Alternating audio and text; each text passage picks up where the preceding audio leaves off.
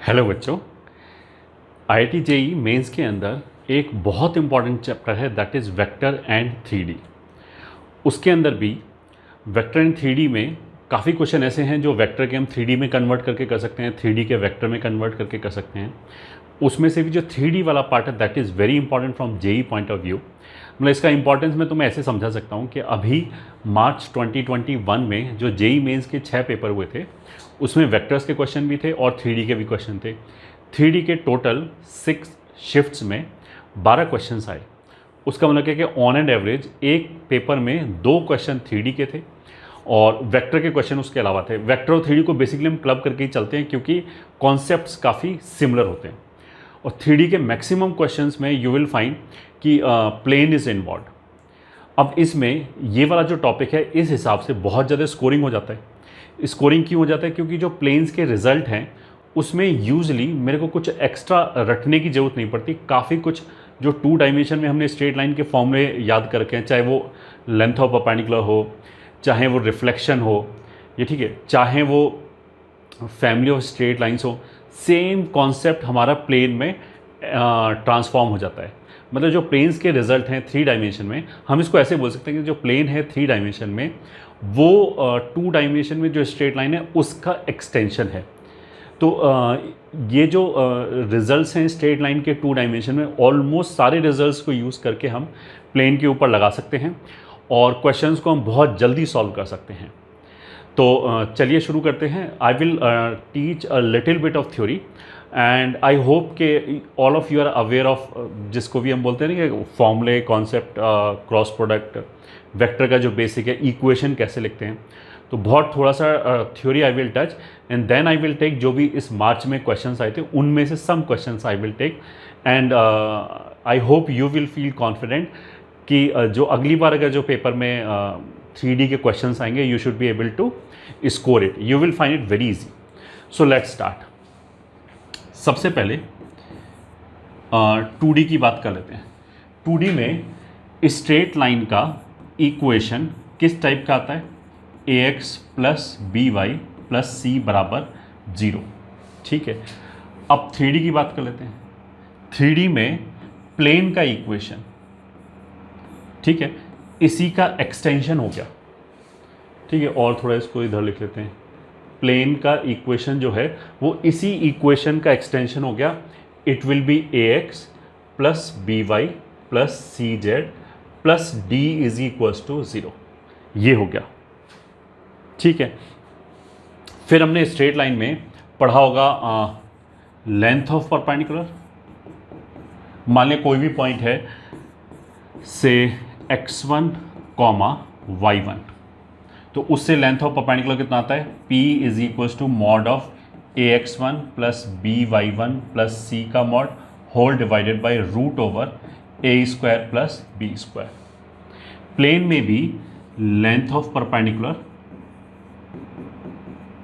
From, बस यहाँ पे क्या है, अगर हम 3D की बात करें तो x y z 3 कॉम्पोनेंट आएगा या फिर 3 कोऑर्डिनेट्स आएगा पॉइंट का। तो वो मान लिया x1 y1 z1 आ गया फ्रॉम दिस टू प्लेन। वो कितना हो जाएगा? p is equals to x1 y1 z1 as it is रख दिया। जैसे ये वाला फॉर्मूला है, ये x और y पे रुक गया, इसमें x y z तीनों आ जाएगा। तो ax1 plus B y one plus सी जेड वन प्लस डी का mod whole divided by root over, यहाँ पे जो वेरिएबल के साथ कोफिशिएंट थे a और b उनका स्क्वायर करके जोड़ा है। यहाँ पे वेरिएबल 3 हैं x, y और z, तो उनका स्क्वायर करके जोड़ेंगे a square plus B square plus C square.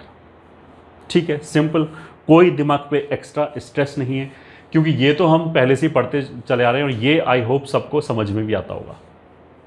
ठीक है, ये हो गया।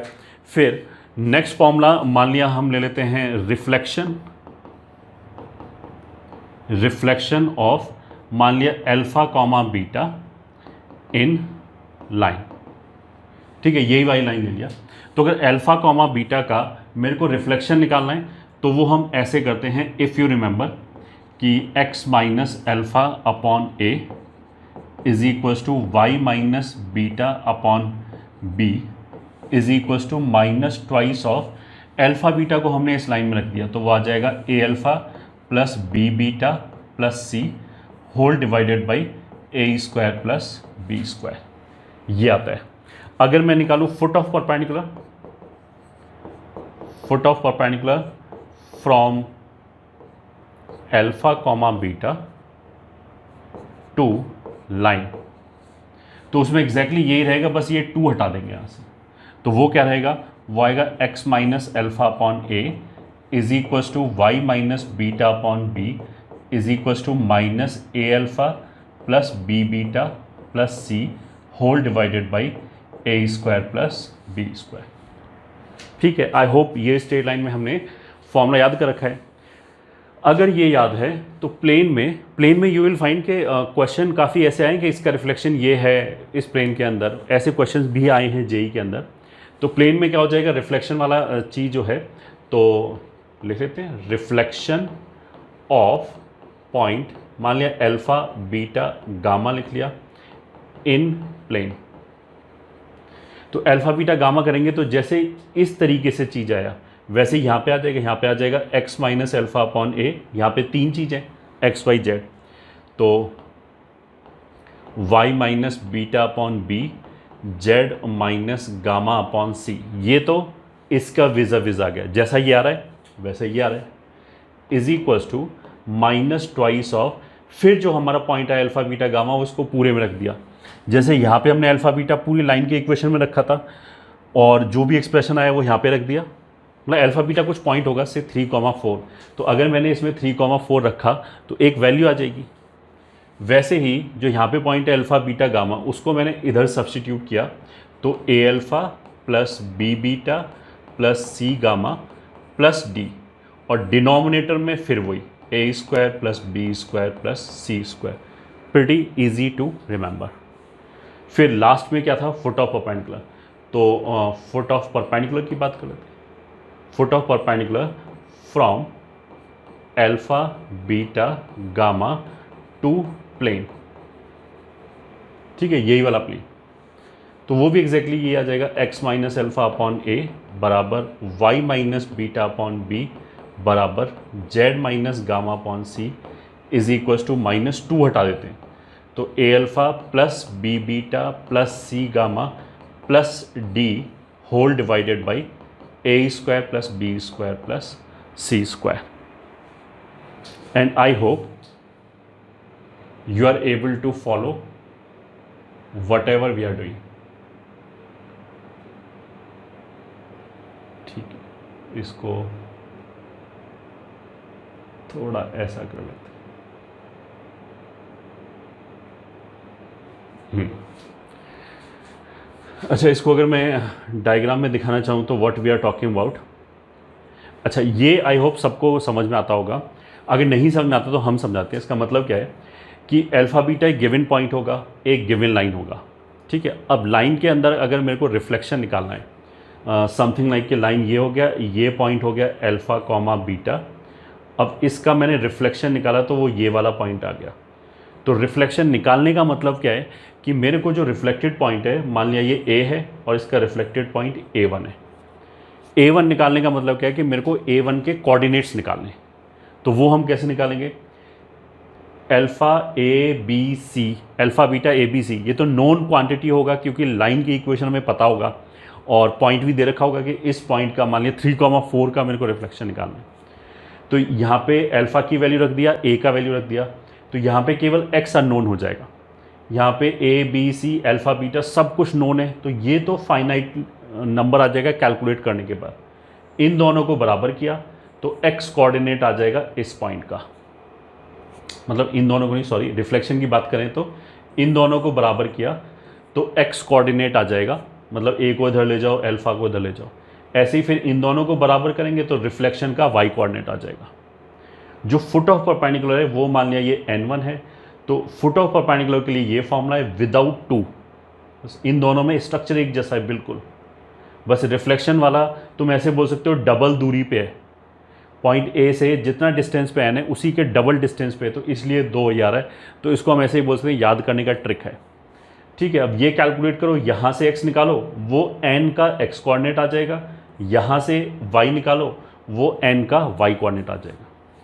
एग्जैक्टली यहाँ पे बस क्या होगा कि जैसे ये प्लेन है P जिसका इक्वेशन ये दे रखा है, और एक पॉइंट हो गया अल्फा बीटा गामा, एक तो हमने फुट ऑफ परपेंडिकुलर निकाला इसका, ठीक है, वो तो मान लिया n है, और एक दूसरा हमने इसका ये मान लिया वही पॉइंट A है, ये मान लिया A1 है, ये दोनों डिस्टेंस बराबर है।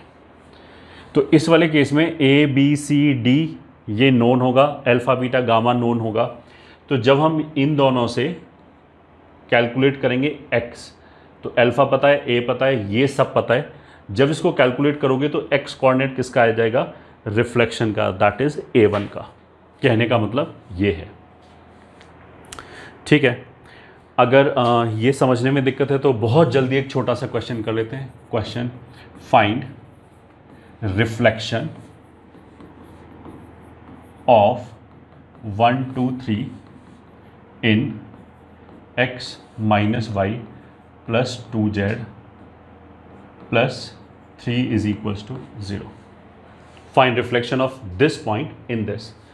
तो सोल्यूशन क्या हो जाएगा, solution x minus equals to Y minus equals to Z minus equals to, अगर रिफ्लेक्शन है तो -2 आएगा होल डिवाइडेड बाई, ठीक है। अब कहाँ पे क्या आएगा, जो भी पॉइंट है 1 2 3 उसको तो न्यूमरेटर में यहाँ लिख दिया 1 2 3, फिर जो प्लेन का इक्वेशन है उसमें जो कोफिशिएंट है 1 -1 2 उसको डिनोमिनेटर में लिख दिया 1 -1 2, और इन्हीं तीनों को स्क्वायर करके यहाँ लिखना है। नीचे a square plus b square plus c square होता है, तो 1 स्क्वायर 1 प्लस इस -1 का स्क्वायर फिर 1 एंड 2 का स्क्वायर कितना हो जाएगा 4। ये तो हो गया डिनोमिनेटर। न्यूमरेटर में क्या करेंगे, 1 2 3 को इसमें सब्स्टिट्यूट किया, तो यहाँ 1 माइनस फिर 2 प्लस यहाँ 3 रखा, तो ये 6 हो जाएगा प्लस 3, ये हो गया, ठीक है। तो अल्टीमेटली क्या आया, x माइनस 1/1 बराबर y माइनस 2/-1 बराबर z minus 3/2 is equals to, denominator कितना हो गया 4 5 6, 2 से कैंसिल हुआ तो -3 बचेगा, और न्यूमरेटर में कितना आ जाएगा, ये हो गया 4 और 4 8, सही है। 3 + 1 इज़ 4, 6 - 2 इज़ 4, तो 8/3। अब इन दोनों जगह से अगर इन दोनों को मैंने इक्वल किया, मतलब x माइनस 1/1 बराबर -8/3, इस 1 को उधर ले गए, इस 1 को उधर ले गए, -5/3। तो ये जो भी रिफ्लेक्शन वाला पॉइंट होगा उसका x कोऑर्डिनेट आ गया। फिर ऐसे ही y को और बराबर किया तो y -2 बराबर, इस माइनस को उधर ले गए तो ये आ गया 8/3, तो y बराबर हो गया 2 + 8/3, तो 14/3। लास्ट में z -3/2 को उधर ले गए तो -16/3, this implies z is equal to 3 - 16/3, तो ये हो गया 9, तो -7/3। इस बात का मतलब ये निकलता है कि मान लिया ये प्लेन है, यहाँ पे एक पॉइंट है A विच इज़ 1 2 3, और ऐसे किया, ये उसका रिफ्लेक्शन है, मान लिया A1, ठीक है। तो A1 के कोऑर्डिनेट्स क्या हो जाएंगे, x की वैल्यू कितनी आई थी -5/3, तो यह आ जाएगा -5/3, y की वैल्यू इज़ 14/3, z की वैल्यू इज़ -7/3, ये आ गया। अगर मेरे को ये पॉइंट निकालना है फुट ऑफ परपेंडिकुलर, तो फुट ऑफ परपेंडिकुलर के लिए तो यहाँ पे से 2 हटा दो, बस बाकी सारा कैलकुलेशन यही होगा। अगर किसी भी क्वेश्चन में मेरे को फुट ऑफ परपेंडिकुलर भी निकालना है एंड रिफ्लेक्शन भी निकालना है, तो मान लिया हमने रिफ्लेक्शन निकाल लिया, अब ये जो पॉइंट है वो A और A1 का मिड पॉइंट है, तो दिस प्लस A/2 कर दिया, तो उससे थोड़ा जल्दी आ जाएगा, रादर देन दोबारा यही फॉर्मूला कैलकुलेट किया। तो मिड पॉइंट वाली चीज़ लगा के निकाल सकते हैं, ठीक है। चलो आगे चलते हैं। अभी तक हमने क्या क्या पढ़ा वैसे, कि स्ट्रेट लाइन जो 2 डायमेंशन में जो भी फॉर्मूले होते हैं वो सभी फॉर्मूले हम ट्रांसफॉर्म कर सकते हैं 3 डायमेंशन में प्लेन के ऊपर, ठीक है। अब देखो जो बात चल रही थी वो ये चल रही थी, line AX plus B Y plus c बराबर 0। और प्लेन क्या था, मान लिया P है a x plus B Y plus C Z plus d बराबर 0। ठीक है, यहाँ पे हमने क्या बोला कि अगर मान लिया कोई हमें पैरेलल लाइन चाहिए तो वो हम ऐसे लिखते हैं a x plus B Y plus constant की जगह लैम्डा लिख देते हैं। ये ठीक है, दिस वी हैव डन। तो अगर हमें पैरेलल प्लेन चाहिए, P के पैरेलल प्लेन चाहिए, जैसे एक प्लेन P ये है, इसी के पैरेलल प्लेन चाहिए, डिट्टो सेम लॉजिक से, वो कितना आ जाएगा a x plus B Y plus C z और बस D की जगह पे हमने लैम्डा लिख दिया। Same concept. ठीक है, अगर मैंने बोला कि परपेंडिकुलर लाइन, इसमें बस थोड़ा सा हमें ध्यान रखना पड़ेगा। परपेंडिकुलर लाइन के लिए तो बी एक्स माइनस ए वाई प्लस लैम्डा बराबर 0 कर देते हैं। ये ठीक है, परपेंडिकुलर प्लेन, ये ठीक है, इसके लिए ऐसा कुछ नहीं है। क्यों कुछ नहीं है? क्योंकि देखो लाइन में तो क्या हो गया, 2 डायमेंशन में अगर एक लाइन ऐसा है तो उसके जो परपेंडिकुलर लाइन होगा उसका स्लोप फिक्स होगा। स्लोप फिक्स होगा तो ये बी एक्स माइनस ए वाई वाला पार्ट फिक्स हो गया। प्लेन में ऐसा नहीं है। प्लेन में क्या है, जैसे अगर ये प्लेन है तो इसके परपेंडिकुलर ये प्लेन है, ठीक है, इसका एक नॉर्मल वेक्टर आ जाएगा, इसको मैंने ऐसे रोटेट कर दिया, ऐसे रोटेट कर दिया, ये सभी परपेंडिकुलर है। तो इनफाइनाइट पॉसिबिलिटीज़ हैं। ठीक है, तो 3 डायमेंशन में क्या होगा, अगर मैंने बोला कि इसके परपेंडिकुलर प्लेन चाहिए तो परपेंडिकुलर प्लेन का जो डायरेक्शन है वो यूनिक नहीं है। यूनिक नहीं है तो हम ऐसा नहीं कर सकते कि कुछ माइनस इधर उधर करने से उसका डायरेक्शन आ जाए, ऐसा नहीं होगा। हमें और भी खूब इन्फॉर्मेशन चाहिए होगा, डायरेक्टली कुछ नहीं बोल सकते। ठीक है, अच्छा, यहाँ पे हमें ये समझ आना चाहिए कि जो ए बी सी है वो बेसिकली नॉर्मल का डायरेक्शन है। ठीक है, हम इसको ऐसे बोल सकते हैं, प्लेन के अंदर जो इतना पार्ट है a x plus B Y plus C z, ये बेसिकली एक्स वाई जेड तो होगा ही होगा, इक्वेशन है। तो ए बी सी जो है वो हमें प्लेन का डायरेक्शन बता रहा है, मतलब उसके नॉर्मल के बारे में इंफॉर्मेशन दे रहा है। और जो डी है वो उसका लोकेशन बता रहा है। जैसे ये प्लेन है, इसमें नॉर्मल वेक्टर कुछ होगा, अब मैंने इस प्लेन को थोड़ा नीचे कर दिया तो इसका डायरेक्शन थोड़ा चेंज हुआ, ओरिएंटेशन थोड़ा चेंज हुआ, नॉर्मल तो अभी भी यही रहेगा। तो a x plus B Y plus C z वाला पार्ट तो यही रहेगा, बस जो कांस्टेंट टर्म है वो चेंज करने में प्लेन ऊपर नीचे होगा। इस बात का हमें ध्यान रखना है। ठीक है, तो इस वाले केस में अगर ये प्लेन है तो जो इसका नॉर्मल वेक्टर है, ठीक है, वो आएगा ए कॉमा बी कॉमा सी। मतलब अगर वेक्टर की फॉर्म में लिखना चाहो तो ए आई प्लस बी जे प्लस सी के ऐसे बोल सकते हैं। और 3D की लैंग्वेज में बोलना चाहो तो डायरेक्शन रेशियोज ए कॉमा बी कॉमा सी के अलॉन्ग होगा। ये एक कॉन्सेप्ट हो गया। ठीक है, और हम क्या बोल सकते हैं, कुछ भी बोल दो। यहाँ पे हम ये भी यूज़ कर सकते हैं, लाइन के अंदर हम बोलते हैं family of lines. Family of lines में कुछ ऐसे लिखते हैं ना, L1 प्लस लैम्डा L2 बराबर 0। ये वो लाइन हो गया जो L1 और L2 के पॉइंट ऑफ इंटरसेक्शन से पास कर रहा है। यहाँ पे भी रिजल्ट है। ठीक है, फैमिली ऑफ प्लेन्स।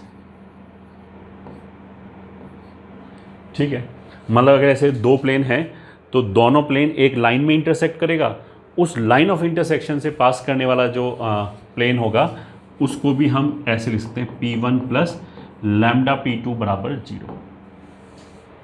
ठीक है, और अगर ऐसे पॉसिबल है लिखना तो हम जरूर लिखेंगे ऐसा। ठीक है, और एक क्वेश्चन देख लें, और क्या चीज़ देख लेते हैं। इसमें होता है एक इंटरसेप्ट फॉर्म। इंटरसेप्ट फॉर्म होता है ना ऐसे करके, x upon A plus Y upon B is equal to 1। यहाँ पे भी है इंटरसेप्ट फॉर्म। वो हो गया x अपॉन ए plus Y upon b plus z upon c बराबर 1। ठीक है, अब इसका मतलब ये ऐसे हो गया कि मान लिया ये x एक्सिस है, ये y एक्सिस है, ये z एक्सिस, ये ठीक है, सॉरी z एक्सिस है। तो 3 पॉइंट ले लिए हमने यहाँ पे। ठीक है, x एक्सिस के ऊपर एक पॉइंट हो गया A0 0, ये ओरिजिन है। y एक्सिस के ऊपर एक पॉइंट हो गया B, मान लिया 0 B 0, तो ये y इंटरसेप्ट हो गया, और z एक्सिस के ऊपर जो पॉइंट है वो 0 0 C, ये हो गया। ठीक है, कहने का मतलब क्या है कि ये अभी जो हमने रिजल्ट बताए हैं, अगर हमने स्ट्रेट लाइन ध्यान से पढ़ रखा है तो मोस्ट ऑफ द रिजल्ट तुम्हें पहले से ही आता होगा। ठीक है, उसमें हमने कुछ नया हमें सीखने की या रटने की ज़रूरत नहीं है, उसी से काफ़ी कुछ क्वेश्चंस हो जाएंगे।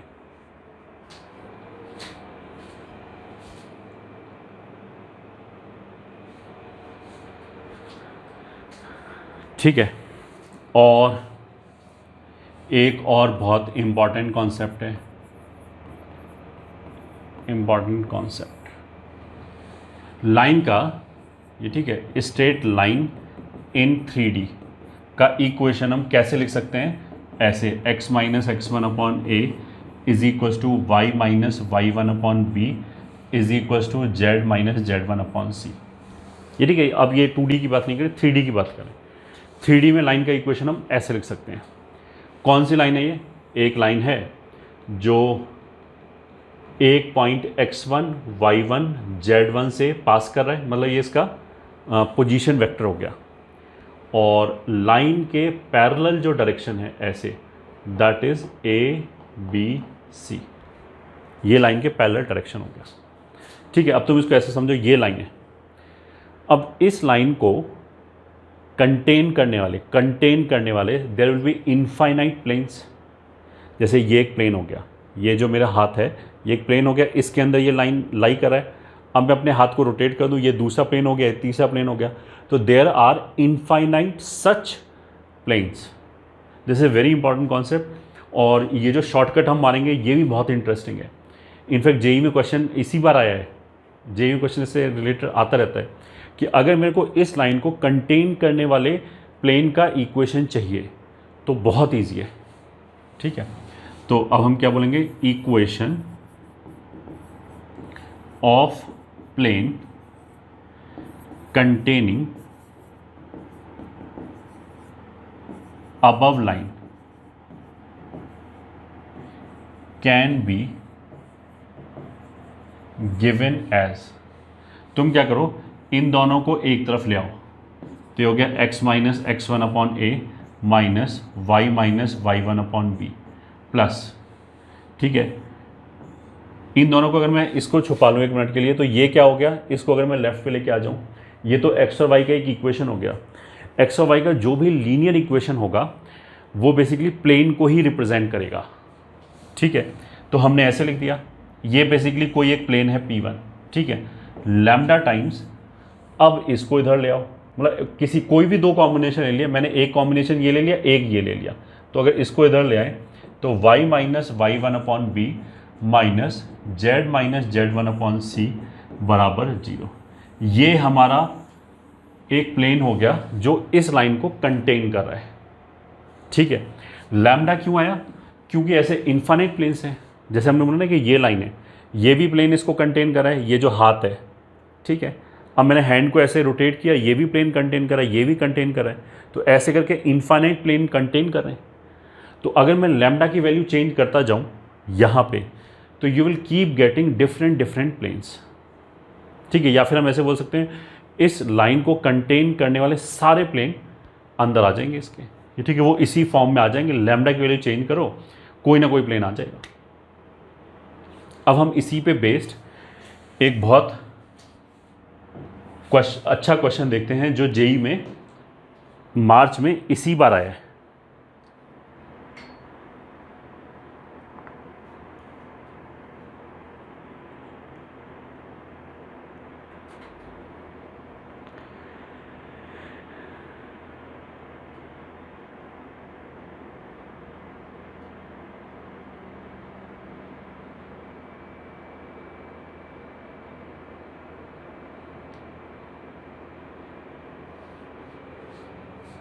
देखिए, ये इस बार मार्च का ही क्वेश्चन है, कौन सी शिफ्ट में था ये पता नहीं है, बट है the equation of plane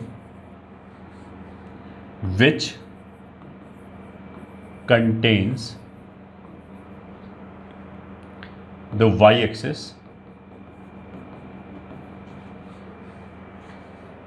and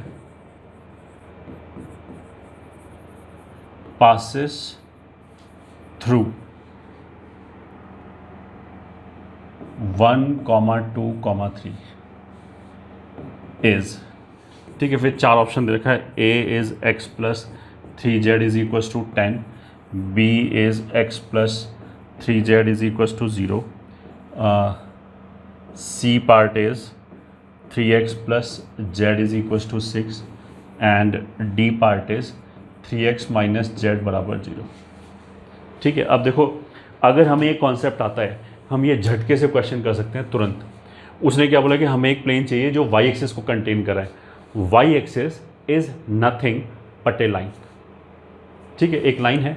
कौन सा लाइन है, इसको हम ऐसे देख लेते हैं। ये मान लिया x एक्सिस है, ये y एक्सिस है, ये z एक्सिस है।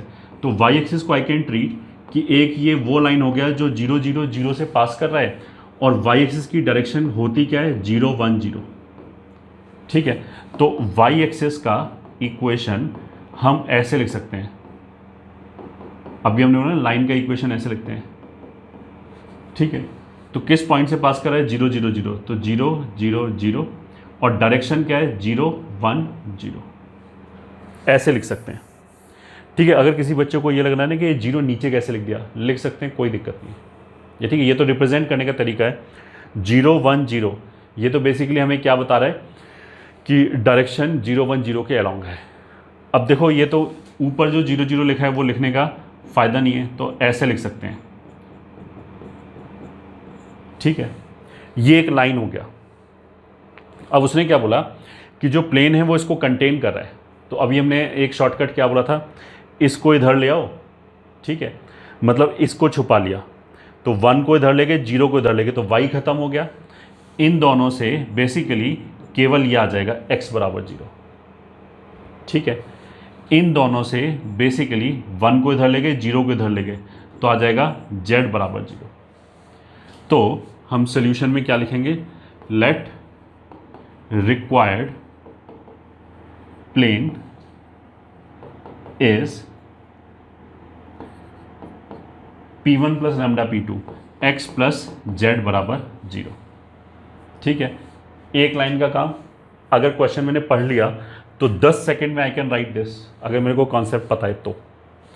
ठीक है, फिर इसने बोला कि 1, 2, 3 से पास कर रहे हैं, तो x की जगह 1 रख दिया, y है ही नहीं, और z की जगह 3 रख दिया, 0। This implies lambda is equals to -1/3, और लैम्डा वापस इधर सब्सटीट्यूट किया, तो यहाँ से -1/3 z बराबर 0, मतलब 3x माइनस z बराबर 0 आ गया।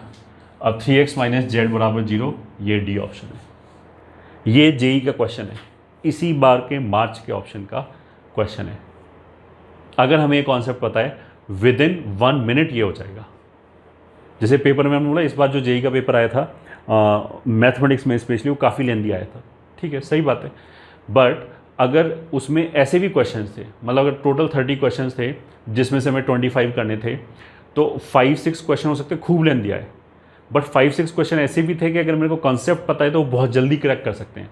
उनको अगर हमने क्रैक कर लिया तो फिर लेंदी से भी डील कर सकते हैं, मतलब 5 नहीं, 1-2 लेंदी क्वेश्चन कर ही सकते हैं। तो इसलिए इस तरह के concept can help you a lot. ठीक है, फिर एक और क्वेश्चन देख लेते हैं।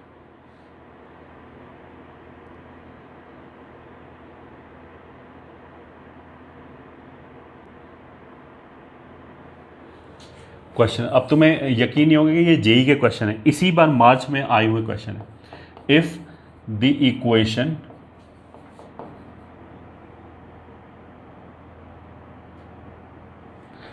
Equation of the plane passing through the line of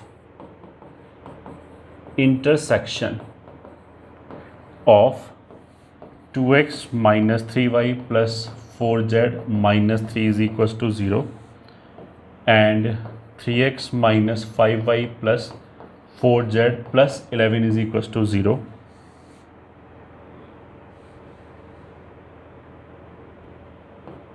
is A x plus B Y plus C Z minus 7 is equals to 0 and it passes through m-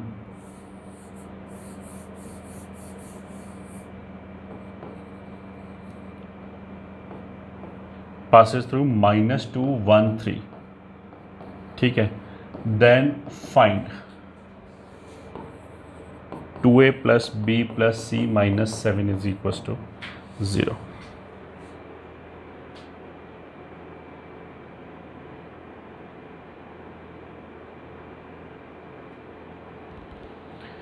ठीक है, अब देखो इससे इजी क्वेश्चन कुछ आ सकता है। उसमें हम लोग एक प्लेन है जो इसके और इसके लाइन ऑफ इंटरसेक्शन से पास कर रहा है, तो ये तो वही लाइन वाली कॉन्सेप्ट आ गई ना, जो फैमिली ऑफ लाइंस है वही हम यहाँ पे लगा सकते हैं, family of planes.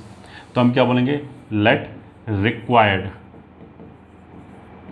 Plane is P1 plus lambda P2 बराबर 0। मतलब ये हो गया 2x minus 3y plus 4z minus 3 plus lambda times 3 minus 5 3x minus 5y plus 4z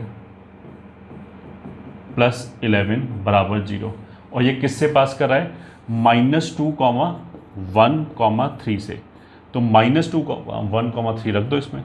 तो -2 रखने से कितना हो जाएगा, -4 -3 प्लस 12 -3 प्लस लैम्डा टाइम्स -2 रखा तो -6, 1 रखा तो -5 प्लस 12 प्लस 11 बराबर 0। ठीक है, तो ये कितना हो जाएगा, 3 और 3 6 4 10 और प्लस 2 हो जाएगा। ठीक है, ये हो गया 6 5 11 ऐसे हो गया। तो 2 प्लस 12 लैम्डा इक्वल्स टू 0 हो गया और लैम्डा इज इक्वल्स टू -1/6 हो गया। अब यहाँ लैम्डा की जगह -1/6 रख लो, तो ये माइनस हो गया और 6 इधर आ गया। तो 6 times 2x minus 3y plus 4z minus 3 minus 3x minus 5y plus 4z plus 11 equals to 0, ये आ गया। फाइनल इक्वेशन 12 में से 3 गया 9। ठीक है, -18 और प्लस का ये तो 13y, ये प्लस का 24 और माइनस का 4 तो प्लस का 20z। ये हो गया माइनस का 18 19 29 इज इक्वल्स टू 0।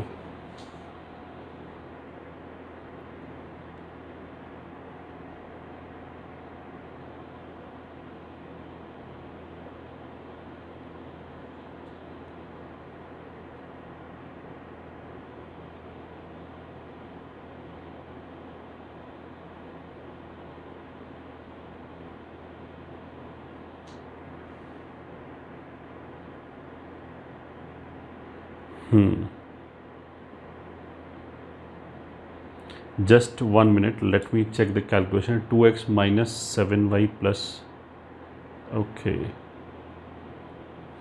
बेसिकली हमने गड़बड़ क्या कर दिया, जो ओरिजिनल क्वेश्चन था उसमें यहाँ 7y था, 7y। खैर, तुम अपने आप कर सकते हो। जो हमने कैलकुलेशन कर लिया उसके हिसाब से उसने प्लेन का इक्वेशन क्या बताया, 2a प्लस मतलब ax plus B Y plus सी जेड माइनस 7। तो यहाँ पे बेसिकली 7 बनाने के बाद जो भी ये 3 नंबर आए उनको हम ए बी सी बोल सकते हैं।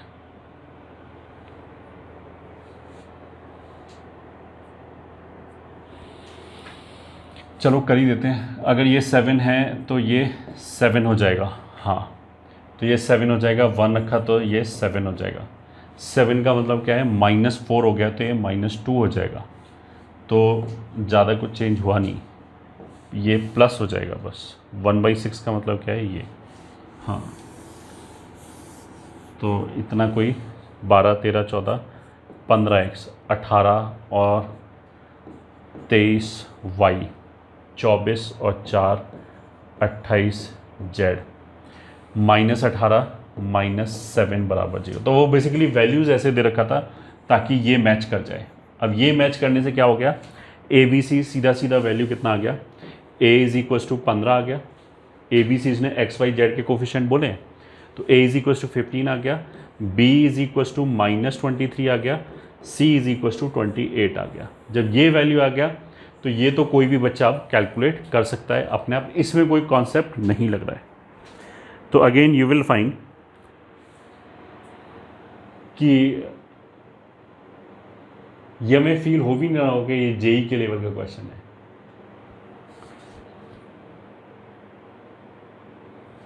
मतलब यही वाले जो क्वेश्चंस हैं वो बेसिकली एग्ज़ाम में प्रेशर की वजह से छूट जाते हैं कि जेई का क्वेश्चन है, इसमें कुछ होगा ऐसा। अगर हम आराम से बैठ के ढूंढें क्वेश्चंस तो you can easily find 4-5 questions which are very simple. किसी भी पेपर में you can always find 4-5 questions which are very simple.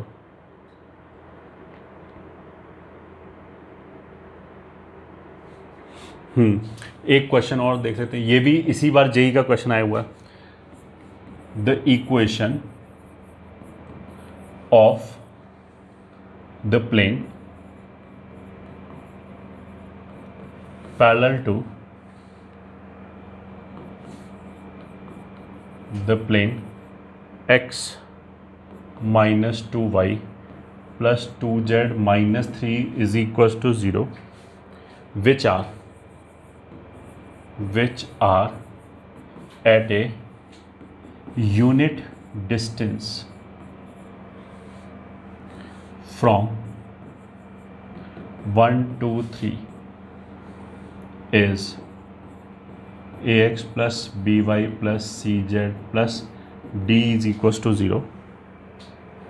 ठीक है, if b minus T is equal to k times c minus a, then find positive value of k। फिर देखो JE का कितना easy question है। Solution बिल्कुल straight line वाले concept लग रहे हैं, कुछ भी नहीं है। मतलब स्ट्रेट लाइन जो 2D वाला जो स्ट्रेट लाइन है वही वाले फॉर्मूले हम यूज़ करेंगे।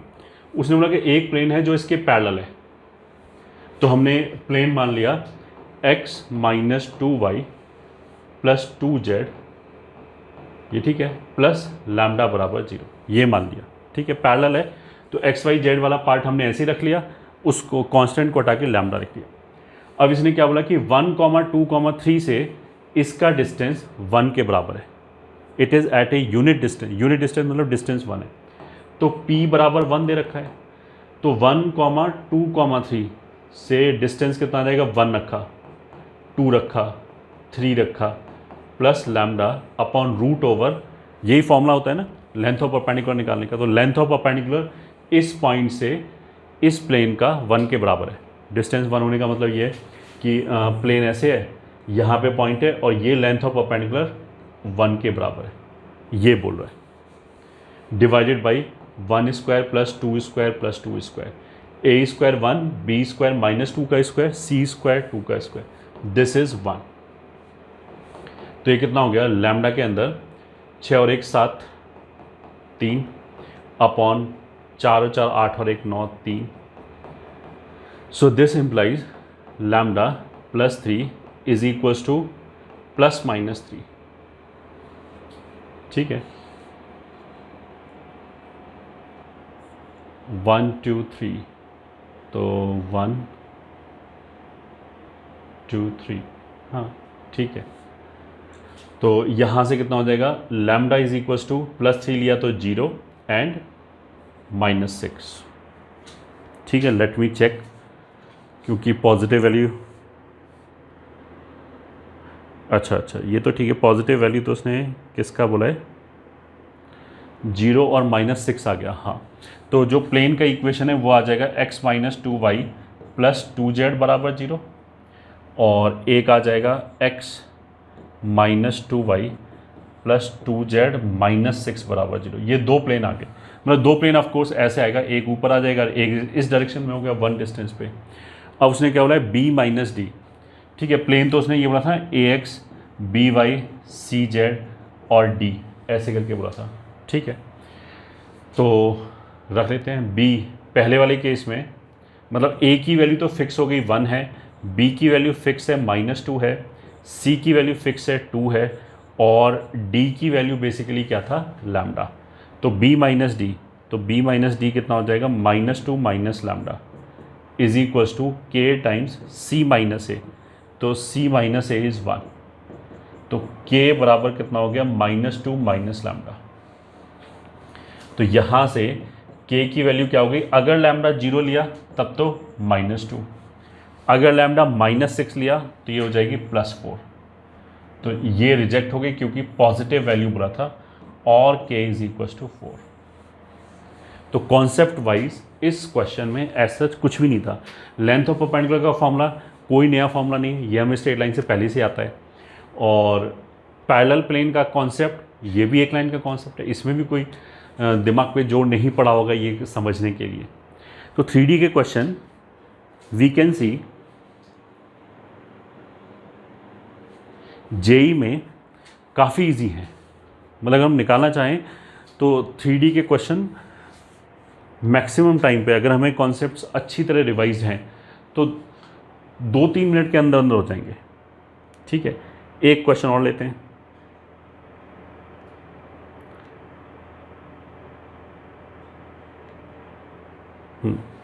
इसने क्या बोला है क्वेश्चन, ये भी जेई का PYQ ही है ये। ठीक है, मैं जेई के क्वेश्चन इसलिए ले रहा हूँ, इसी बार का ले रहा हूँ, ताकि तुम्हें ऐसा भी नहीं कि मैंने पिछले कई सालों से छाटे इजी क्वेश्चन छाट के लिए, हमने तो मार्च 2021 के क्वेश्चन उठाए ये। ठीक है, और यही क्वेश्चन आए हुए हैं, तो कि तुम्हें कॉन्फिडेंस है कि हाँ ये बहुत स्कोरिंग टॉपिक है 3D वाला जो है।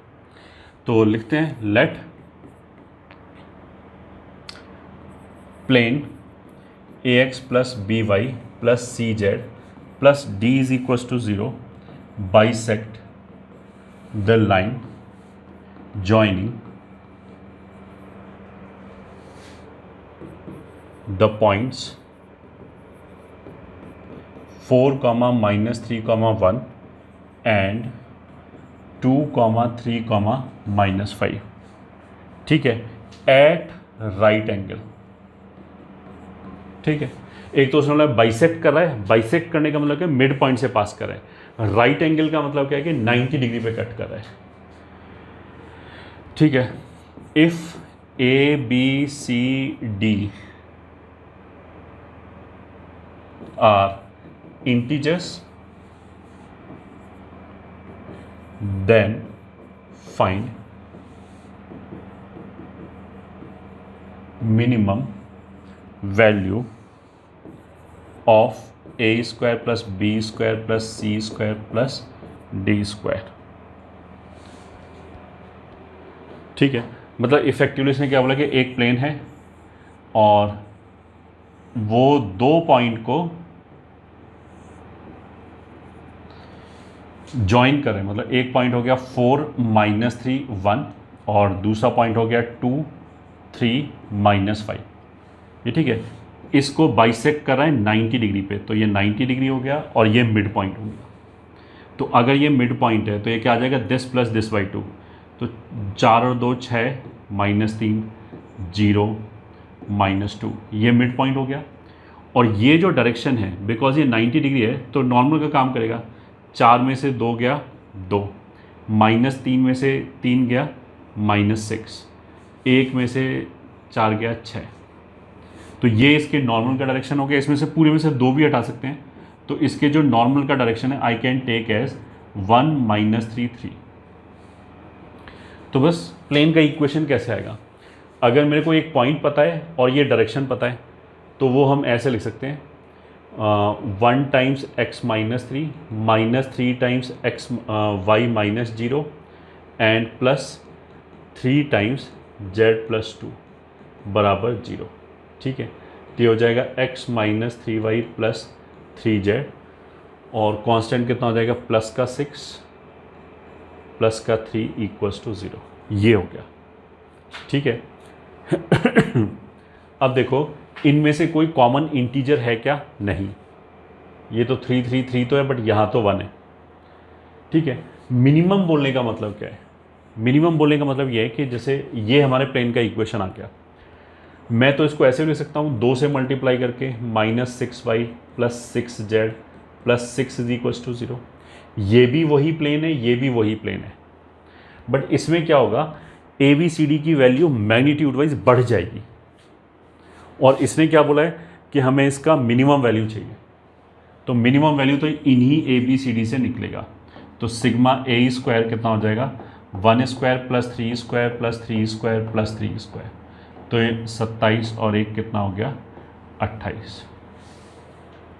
केवल प्लेन का इक्वेशन लिखना है, बाकी सब तो जैसे ये न्यूमेरिकल टाइप क्वेश्चन है, तो न्यूमेरिकल वैल्यू लाने के लिए उसने ये सब पूछा है कि इसकी मिनिमम वैल्यू क्या है, और कुछ नहीं।